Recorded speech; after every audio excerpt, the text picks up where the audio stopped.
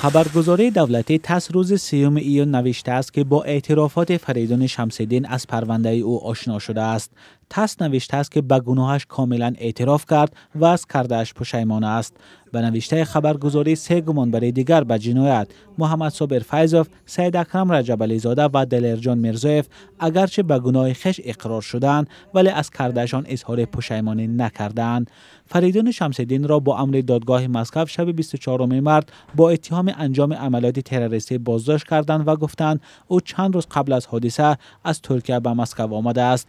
نظر وکیل دفاع فریدون شمس‌الدین در این خبر آورده نشده است، اما شیوه بازداشت و لطکوب بیرحمانه 4 مهاجر تاجیک بعد حمله سبب خشم مردم شد و این شبهه و گمان را برانگیخت که شهروندان تاجیکستان زیر شکنجه گناه ناکرده را به گردن گرفتند.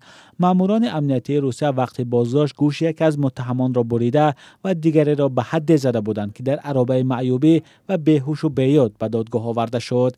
دیگری را پارچه از سلفان در گردن آورده بودند که عمدتاً برای نفسگیر کردن استفاده میبرند. در حمله تروریستی به تالار کنسرتی کراکرس در کنار مسکو در 22 مارس سال گذشته 149 نفر کشته و 609 کسی دیگر مجروح شدند.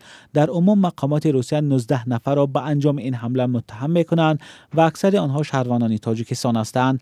گروه به نام دولت اسلامی در آن زمان مسئولیت این حمله را به عهده گرفت، اما هفته پیش خبرگزاری تاس نوشت که این حمله را با امر خدمات مخصوص اوکراین انجام دادند، ادعایی که این کشور رد کرده است.